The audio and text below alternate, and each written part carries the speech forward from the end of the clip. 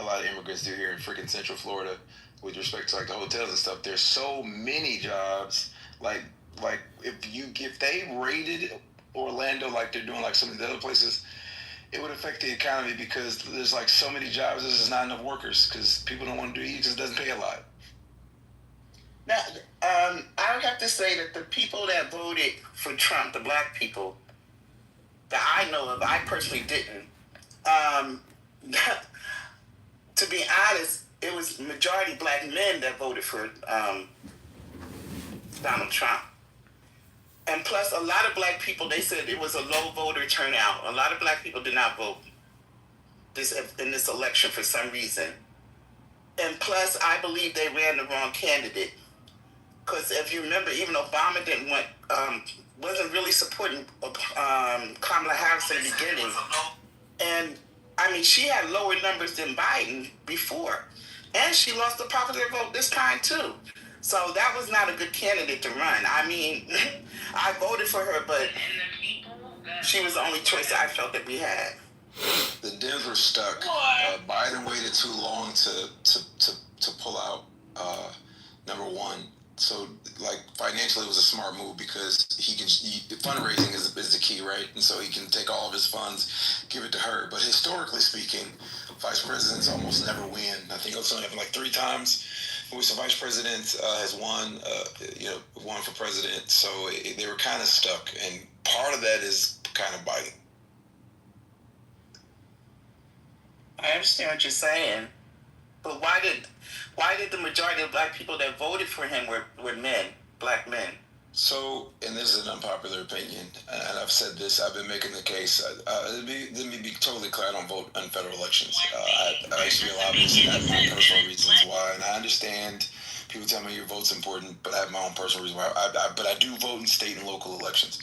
But the reason being, my criticism of the Dems is that they don't, as a platform, they don't offer much, and they don't do a lot of outreach to black men and just men in general. And that's a problem. That's a very big problem. And again, this is my observation. And when men present issues, like a lot of initiatives that men, even Barack Obama's Our Brother's Keeper initiative was like fired upon by his own party. Like, that is not good for your party if you're going to try to represent everybody. And that's one of the reasons why a lot of men, black men in particular, are feeling left out of the Democratic Party, and they're saying, well, if you're not going to do anything for me, what have I got to lose on the other side? But Kamala did have an outreach. She had been working on black male outreach for about 2-3 years. I'm not sure why it didn't trickle out into the White House, into the movement, but she definitely had an agenda for black male outreach. She had been working on that. Yes, she did. They just didn't advertise. Exactly, the messaging, yeah. And what's going on with Trump Biden? Anybody see news on that? That was a bad. Well, I don't know what advocacy that she did. I remember feeling a type of way when Obama basically scolded, black men for, get out and vote. I felt the type of way. I don't even vote in an election. I'm like, that doesn't look good. Those optics don't look good. And so again, I'm not advocating for black men to vote red. I'm just telling you why they are, and I'm telling you that the problem that the Dems are having. The Dems have a young demographic problem, period. But they have a male demographic problem, period. But black male demographic is obviously a much bigger problem for them, and they need to. I hear what you're saying, but still over 81% of black males voted for Kamala.